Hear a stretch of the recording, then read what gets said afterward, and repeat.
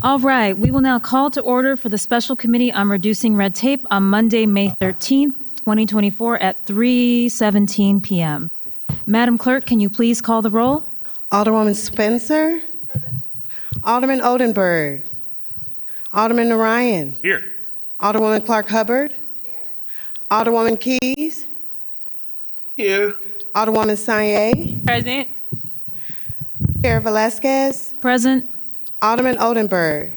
We have 6 present. You have a quorum. Thank you. I will now entertain a motion for the approval of minutes for the meeting on Monday, May 6th, 2024. So moved.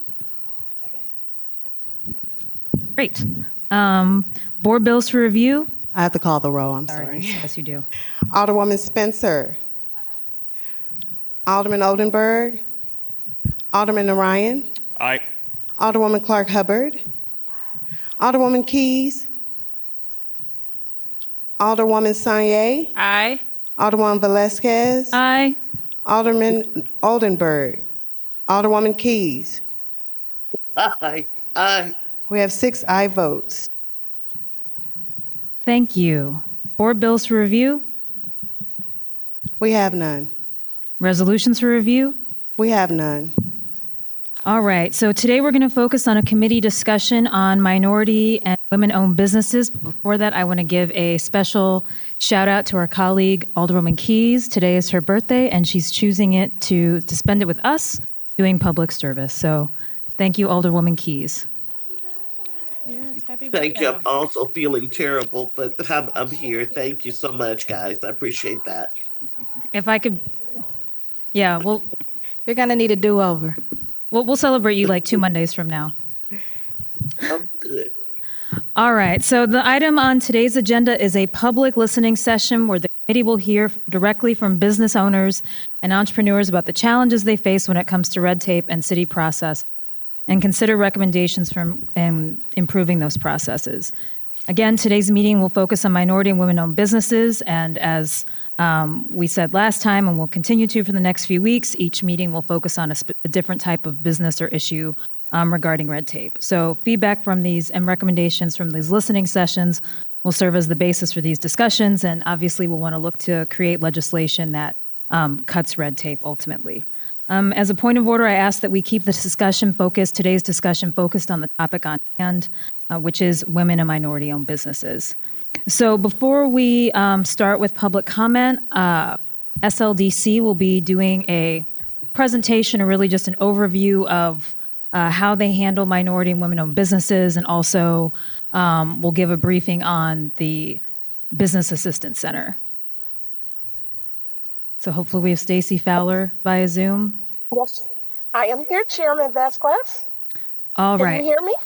I can, or we can. Is there any way? I know that you were traveling, and we appreciate you being here. Are you able to turn on your camera? Yep, that's what I'm trying to do for you right now. Can you see me? Sorry, I am in the car. All right. Yes, we can see you. So I'll need to swear you in. Do you need to swear me in? I do. So raise your right hand. Can wait a minute, I'm trying to see. Can you see my right hand? Do you promise to tell the truth and nothing but the truth? Yes, ma'am. The All whole right. truth. Thank you. All right. So we're talking about minority and women businesses in terms of our certification process. And I just wanted to just do a really quick overview of what that process looks like. Once an individual has decided that they want to become minority business enterprise certified or women business enterprise certified, that is done in partnership with the St. Louis Lambert Airport. And the software system that they use is called B2G Now. And to actually start the application process, they would actually have to do an application online in the Certification and Compliance Management System. I have the website. It's https://flystl.diversitycompliance.com. Once you've actually submitted your application into the system, then your application is assigned to a certification analyst who then is responsible for actually processing that application. And then there are some certain standards that have been set by the certification department in terms of their standard operating procedures that that analyst must follow to process the application. And the first phase of that is actually screening to make sure that you have provided all of the required supported documentation. Then once they notice that you have all of that, if you don't, you will get an actual email from the system stating that certain documentation was missed or that they need additional information, and they will give you a time limit to return the required or missing documents.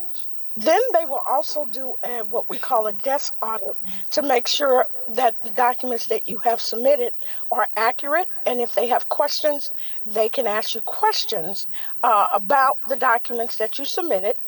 Then the third step of that process is that they do what they call a field audit or a site visit of the business to see where you're actually operating and where you're doing business.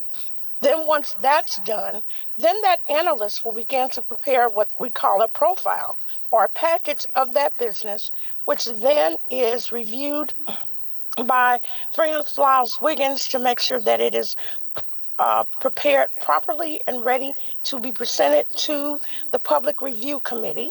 And then if it is, you are sent information basically saying they will be reviewing your information. You're invited to come and be a part of that process. And then once that's done, the authority or the Lambert Airport makes recommendations of what they think should happen with the particular business. They will either make a recommendation for it to be approved for the required certification and the NACES codes that you have asked for, or they will make a recommendation for it to be denied based on the documentation and information that the applicant has provided. And then at that point, it's presented to the PRC and to the board. They review that information. They have the opportunity to ask additional questions and information of the applicant. And then a decision is made at that time, either for approval, denial, or it could be remanded back to the authority because the PRC might want additional information. And that is a real quick overview of the process of certification. I will tell you that through the Business Assistance Center in partnership with the Northside Economic Empowerment Center, we work with small businesses to help them make sure they have their proper licensures and they've done all the things that's required, that the city requires for you to be an operating business in the city of St. Louis. And then at the center, at the Northside Economic Empowerment Center next to Sumner High School, we provide what I will say technical assistance in conjunction with the airport. They do a 4-hour workshop that walks you through the process of how to fill out the application, answering your questions. And then every Tuesday at 1 o'clock, our certification manager at the Northside Economic Empowerment Center is doing something that we call digging through the weeds of certification. And basically, we're there to answer questions, or once you get into the process and you realize you're maybe not understanding exactly what you're being asked for, you definitely can come and we can point you in the right direction. Okay, I kept it really short. Chairman Vasquez, now I will turn it back over to you. So if individuals have questions, we can go further. Thank you, Ms. Fowler. So I'm going to turn over to the committee to see if any of my colleagues have any questions. I'll be going in order of seniority. Alderwoman Spencer? Thank you, Madam Chair. No, I don't have any questions at this time. Thank you. Alderman Narayan? I don't have any questions at this time. Thank you. Alderwoman Clark Hubbard? Thank you, Madam Chair. I don't have any questions, but I do absolutely want to take the opportunity to compliment Ms. Fowler for her work in the Northside Economic Empowerment Center. I've been a witness to the work that they do over there, not just when she answers the call, but in presence and going over and walking the halls with her. And I've seen results in some of the businesses in the 10th ward and quite frankly the former 26th ward with being able to build capacity and back office work. And this was something that we fought for and advocated for. I know when we were dealing with the transformation funding and everything. So, Ms. Fowler, I tell you this every time, and you know I don't waste the opportunity to say thank you. Thank you for all you're doing over there for your team is amazing. I want to also mention they just got the What's Right with the Region Award last week. So, you know, but need to keep this momentum up and encouraging them, and even through the challenges, helping them by supporting them to make sure they have whatever they need to get their work done. Thank you. Thank you, Alderwoman. Alderwoman Keys. I'm sorry. I have no questions. We're going to send you some cough drops. Alderwoman Sanye. Thank you, Madam Chair. Same thing, I would echo what the Alderwoman from the 10th said. I just would like to thank Ms. Fowler. I was on the Board of Education when we were opening up the Economic Empowerment Center. We got a chance to see you all before you all started, so I'm very glad that you're here. And I just hope you'll stay engaged with us, because I would imagine as a front-facing person who's dealing with businesses, you know, particularly minority and women-owned all across the city, whenever they have questions, I direct a lot of folks your way, and so many people, I've never had anyone come back and tell me that they couldn't get assistance or couldn't find what they need or couldn't get connected. So I just hope that you'll stay engaged so that we can continue to have your feedback as we try to come up with some policy recommendations.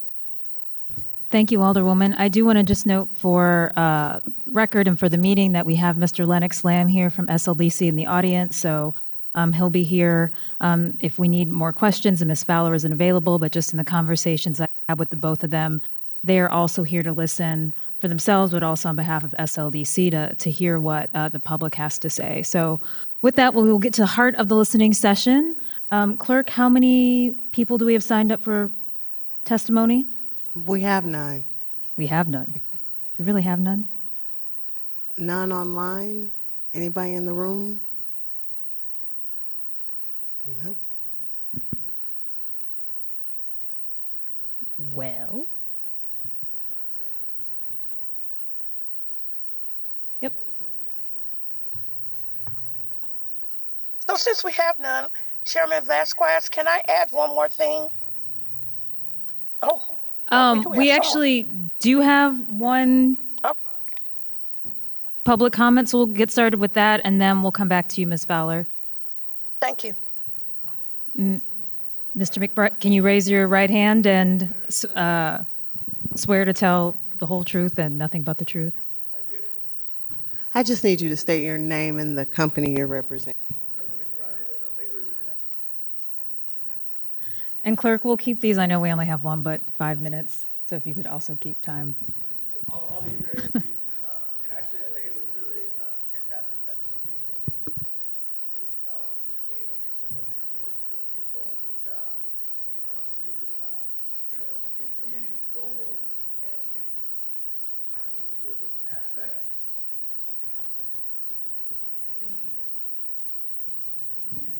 Can you hear me now?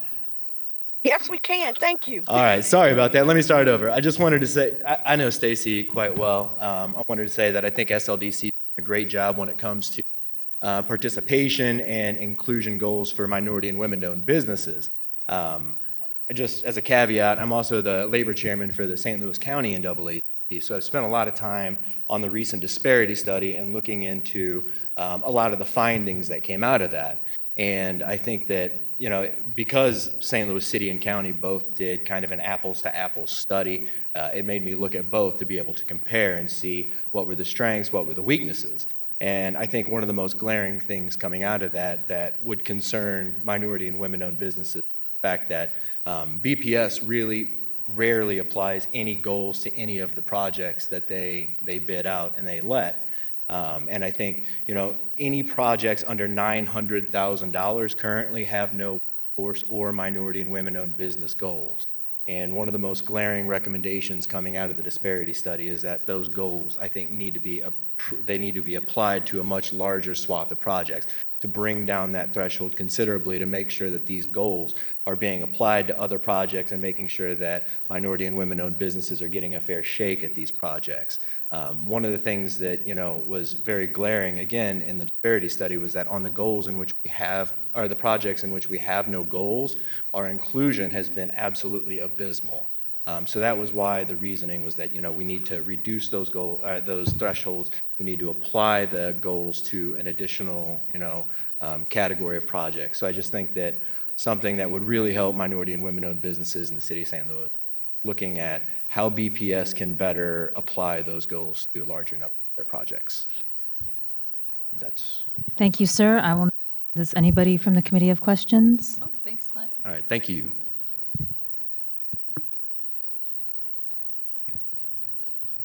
All right, well, Ms. Fowler, if you want to add your additional comment.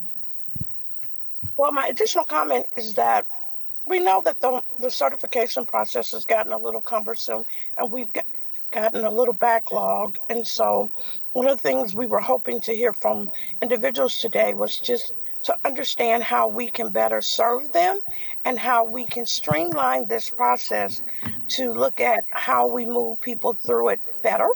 And if there's red tape that we need to really take a look at to figure out how we would change that a little differently to help them get through the certification process. And I didn't say that, but I just wanted them to know that is really one of the things SLDC is really taking a look at right now. Thank you. Alderman Clark Hubbard? I was just going to say, since we have the opportunity, if no one else has signed up to speak and you have this listening ear, is there anything that we can do to support you all in the work? I know you do have I would like to recognize the staff that's in the room, even if just by name, and see if there's anything that we can do to help support you all in the work that you're continuing to do. You're asking me, Alderman Clark Hubbard? Yes, ma'am, or your staff that's in the room. Okay, well, I was just, as we're beginning to really investigate and look at the process and look at what we're doing, we're probably going to need some new legislation. Definitely. And we know that we have a working committee and we're going to be continuing to work with that committee to help you understand what we think we want to do when we have all of that all finalized, for you all to be able to look at it, to begin to help us draft the appropriate legislation to move forward, coming out of the disparity study and looking at how we better streamline and provide certification services to the community. Thank you. I do have a Christine online with NJ or CNJ Mechanical. Sure. Can we get her on the Just screen? give me just one moment. Thank you, Madam Clerk.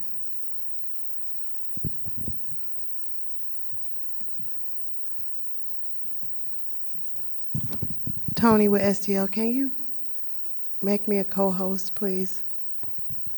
I'm on there.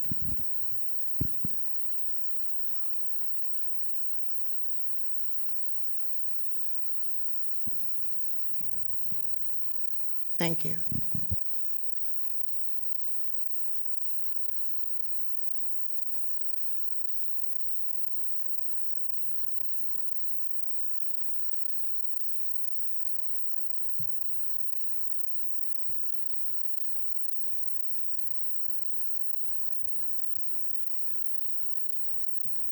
Miss Christine, are you on? If you can unmute your mic and your video, please.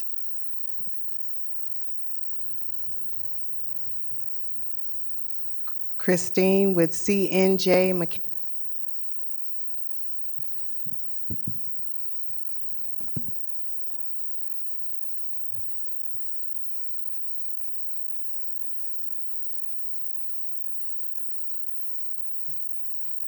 Can you hear me? Yes, we can. Is there any way that you can turn on your camera?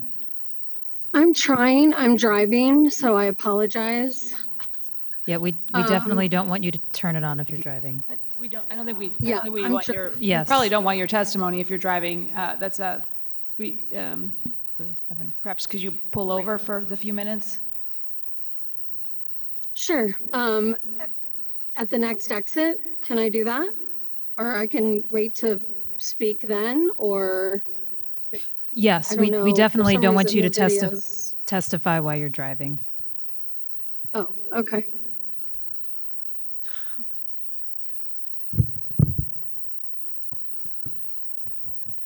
You are more than welcome to submit written testimony if you'd like, Ms. Christine. Okay, Did you want to do I can that? do that. Okay. You can submit it to the That's fine. BOA clerk at stlewis-mo.gov. Okay. Okay.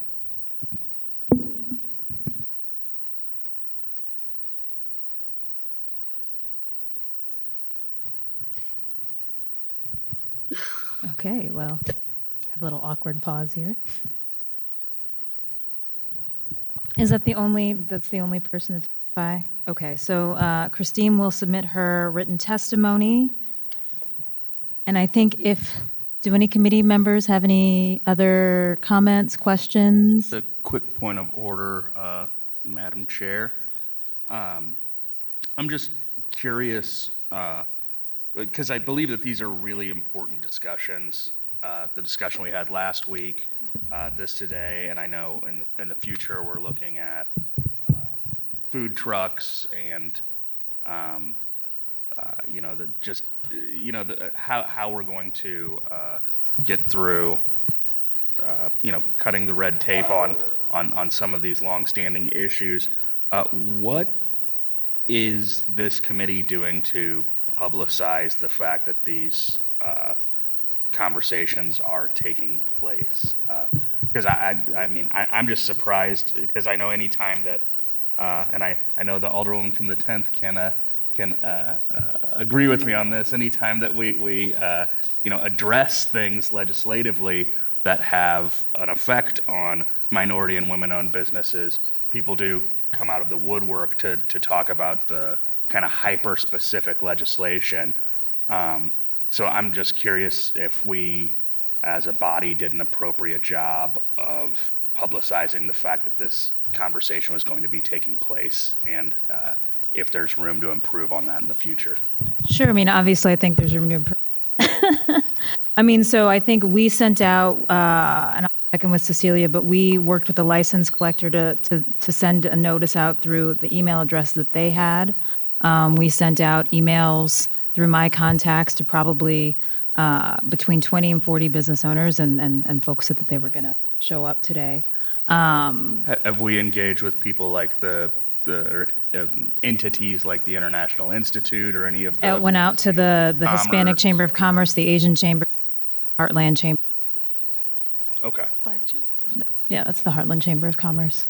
I just wanted to make sure that maybe we're doing everything so well that no one needs to right. There's no give red us tape. any pointers, but yeah, I imagine that obviously. Yeah. I mean, I don't know if there's an issue with the time. I mean, that In this particular case with the minority-owned businesses, I mean, there's the lists of existing minority-owned businesses. Both, I think SLDC has one, and I think the airport has one as well. I know. I mean, that isn't complete, obviously, because I know lots of people that have found just getting on that list too onerous for a small business to try to do. But I agree. It is worrisome to me that of all the known issues, and as Clint, McBride was talking about, making those targets, that we don't have a room full of people that can help inform this process. I agree. I think it also went out on the one of the construction websites on their newsletter as well. So, maybe it's something we look at. Maybe the time. Maybe it's not a good time for folks. Certainly, obviously, what you said, Alderwoman, is concerning because we know that there are a lot of issues, but the heart of it is listening. So we obviously need to do a better job. I would encourage that we don't kind of table this conversation, that we simply continue the conversation at a later date and make sure that we do maybe a better job of publicizing that date and time, because I guess we haven't gotten to written comment yet, but if we are in a position where we have one individual testifying and one piece of written testimony, that certainly is not enough for me, at least, to think about any policy changes as a result of those two pieces of feedback, as welcome as they are. I certainly would like to hear from as many voices as we can. So yeah, that's my only bit of feedback right now. Well, we do have one more testimony, or one more person who'd like to testify. Mr. Griezdeck? I apologize for mispronouncing your name. Griezdeck.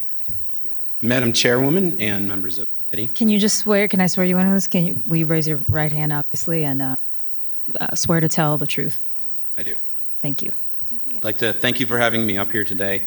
As a brewer in North City, I would say that it's definitely a challenge having a business right now, just with the way the financial markets are. It's never an easy task hiring somebody. I will say that from a hiring standpoint, we are, as an equal opportunity employer, not discriminating based off of gender or race, national origin, gender identity, and multiple other criteria, including disability. And being a disability-owned business, I will say that opening a business in the city is the first hurdle. You have to park at the far end of the parking lot. You have to go all the way down to the far end of City Hall. You get patted down outside. You go through the old horse corrals, up an Otis elevator, which I would not be surprised if Mr. Otis installed himself. And then you have to go to 4 or 5 different offices just to open a business.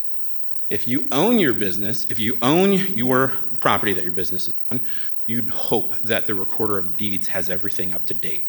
In our case, it was not.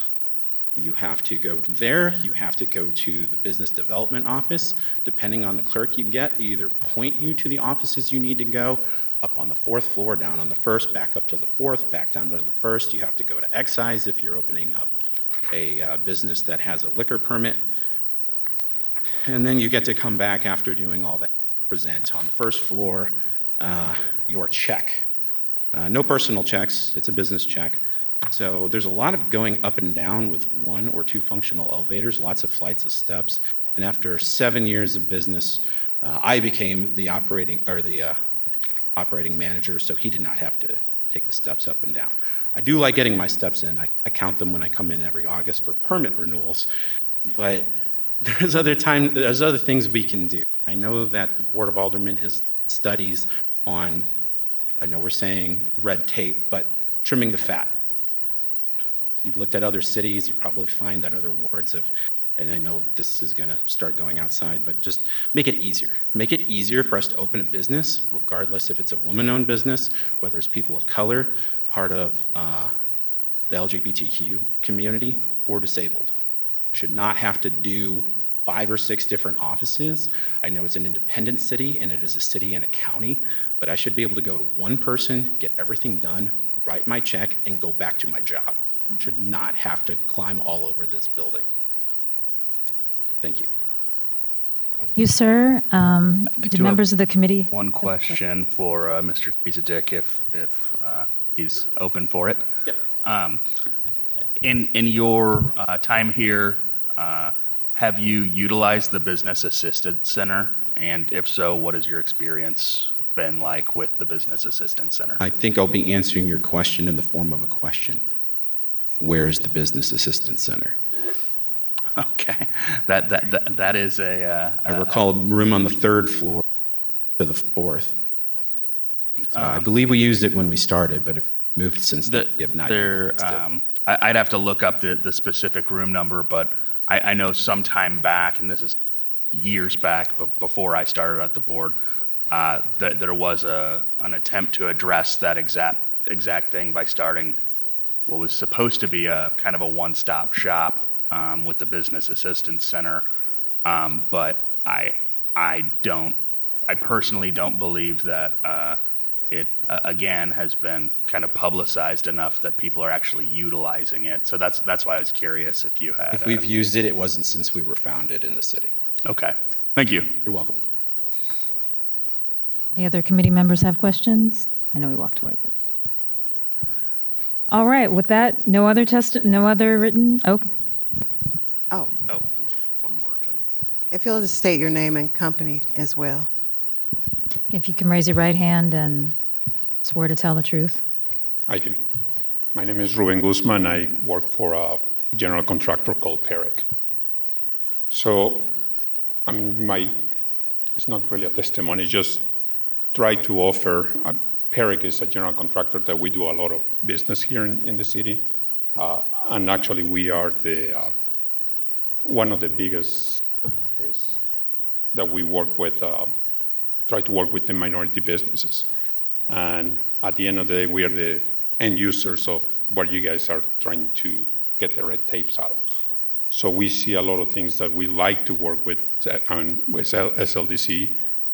We have the opportunity to work myself with Stacy, but we would like to see if it's a way that we can, as a general contractors, participate in a committee where we can help and understand our struggles from the end user side, as they start counting their percentages and everything. I mean, there is potentially a list of items that we'd like to share with them, and I think that was my comment in general. Well, I'm just going to jump in here. I think we'd like to hear what some of those things could be. I mean, just from there's no right or wrong answer here.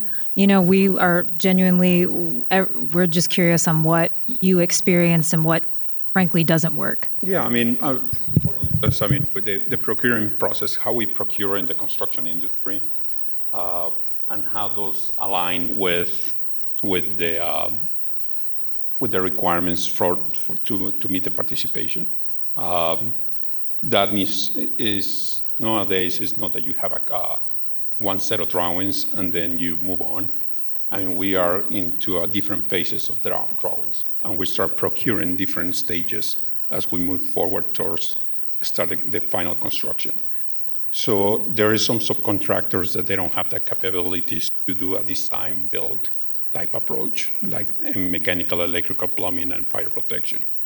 So some of them, they need to be what we call the big subcontractors, main subcontractors, and then from them, at that point, they can bring somebody else on board. And we have worked with SLDC to try to explain that, how we approach those. Some of the other things that we see is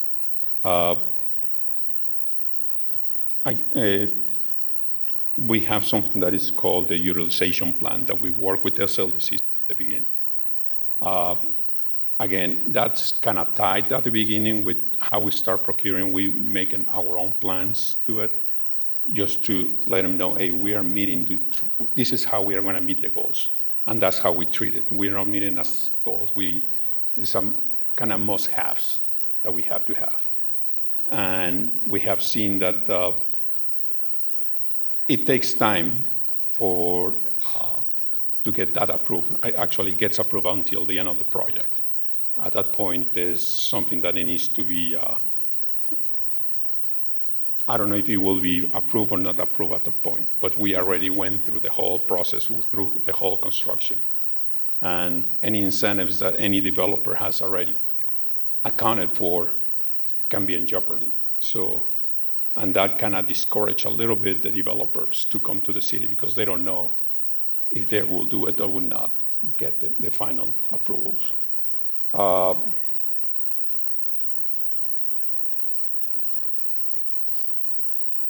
The lien waivers versus affidavits, I think at the end, when we are providing all those items to SLDC, they require affidavits. Typically, we just require final lien waivers. That is something that it has the same value, we believe, from our consoles. Something that we wanted to suggest too is if we can get certification from another entities. San Luis City only takes from if they are approved by the San Luis Airport Authority. The Missouri has all their certifications as well from the state. So if they can, in some way try to work together and get those, I guess, mutual certifications. I think that's probably, in a nutshell, just the items that we see a little bit as in the other side as the end users that we would like to work with SLDC. Great, thank you, Mr. Guzman. Before you go, does committee members, Alderman Narayan, do you have any questions? No questions. Thank you for your testimony. Alderwoman Clark Hubbard? Thank you. Alderwoman Sanye? There's one more individual in the back. And it looks like, thank you, Mr. Guzman. Madam Clerk, it looks like we have one more person who'd like to testify.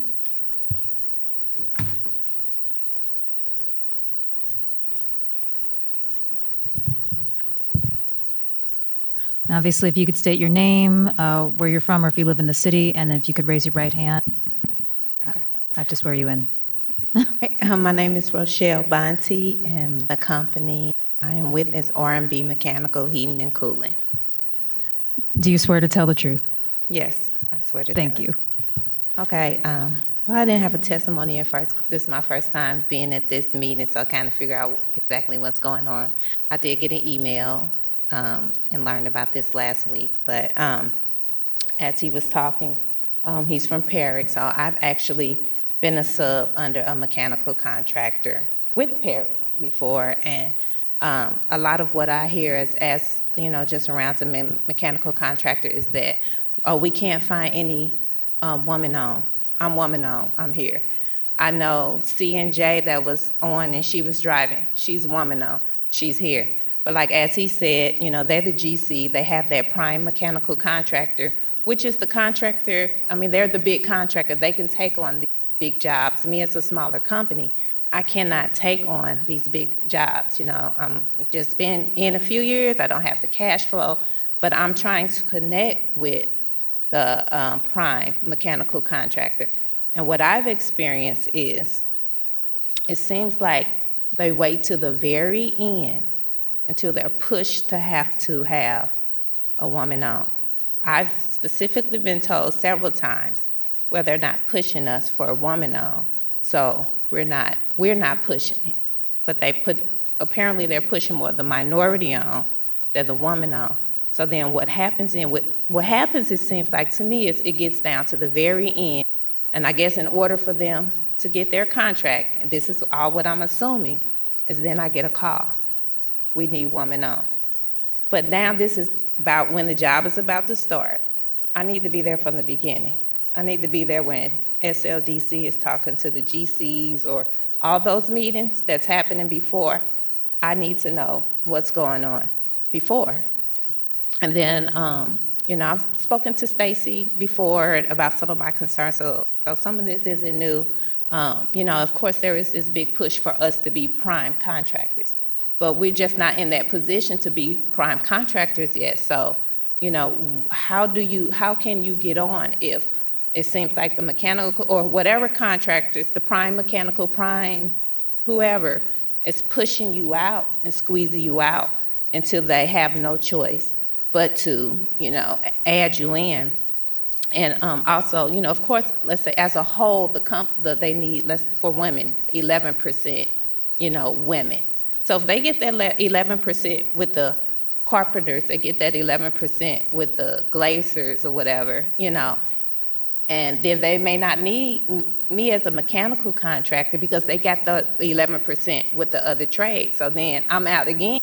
So, you know, what if each trade had to bring in a certain percentage of woman-owned, a certain percentage of minority-owned?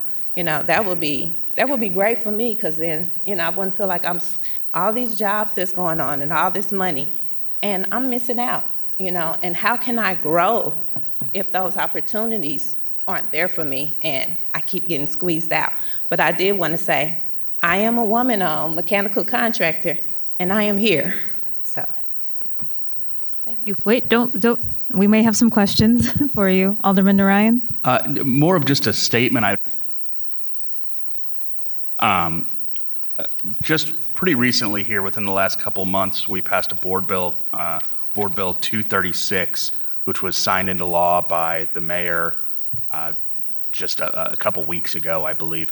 But part of what that did was when an entity is looking to get any incentives on a project, they apply to SLDC. But now anyone who, I'm pulling up the actual language, if there's anyone who is with a labor union or organization that wants the information on those projects as they're being applied for, SLDC will now basically let those entities know. So if you're a part of a labor union, if you're a part of MOCAN, NAACP was included. The alderwoman from the 10th may be able to list a couple more off the top of her head if she remembers, because I know we worked together on that language. But there's a lot of entities now, or you could create an entity even that would be entitled to that information from SLDC. If you reach out to SLDC and let them know that you want it, that board bill again is 236, and it became ordinance number 71833, which became effective the first of this month, actually. There is now something that I think will help with some of the things that you just brought up, and I wanted to make sure that you were aware of that. Okay, thank you. Absolutely. Thank you, Alderman Ryan. Alderman Clark Hubbard? No, just thank you for being here, sis. Alderman Keys? Looks like we have one more virtual now. No comment. Thank you. Thank you. Alderman Sanye? I just wanted to thank you for sharing your testimony, for speaking with us and sharing your experiences. That was new information to me, kind of hearing about how the process works out and plays for people. I think we know how it is on paper, and it's important that folks are here so we know how it's playing out in practice so that we can consider what we need to change on paper. So thank you. Thank you. I just want to echo my colleagues' comments, and thank you for testifying and sharing what you've experienced, because it is important and it helps us get a better picture of what's happening, and also it's good to know I learned something new as well. It sounds like we have another person who'd like to testify.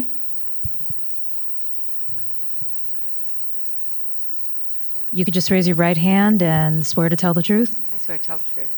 And then you're... From DNL Painting and Drywall. And I agree with her. If you could step a little bit closer to the mic, that way people at home can hear you and it's recorded. So I agree with her that You state your name and what company you're with again? Deanna Helfer with DNL Painting and Drywall. in the mic. Deanna You can Helfer with grab it if you need to.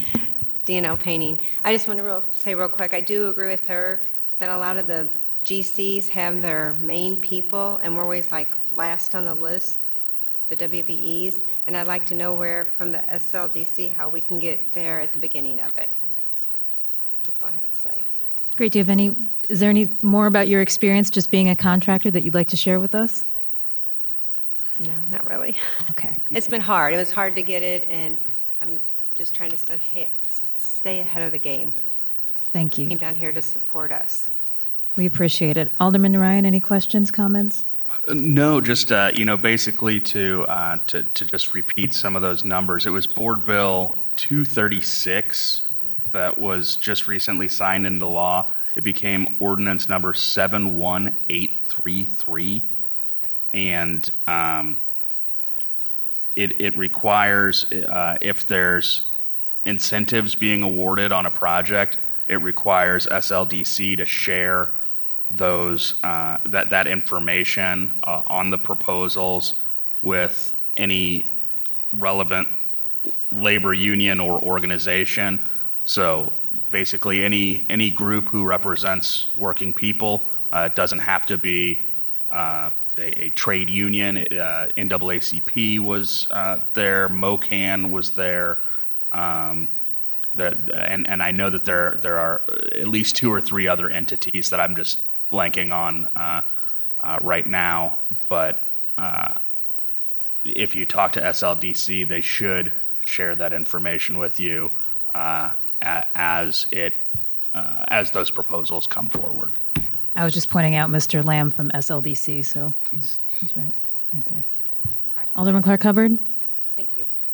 Alderman Keys, Alderman Sanye. All right, Madam Clerk, any other folks online or in person who'd like to testify?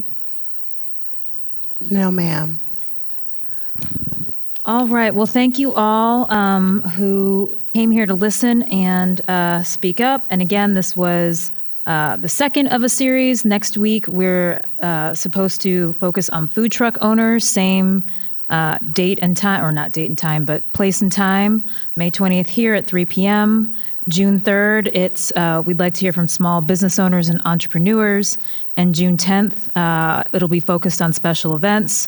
So we'll send out more emails. And if you know folks, please tell your friends, because we really do want to hear from people.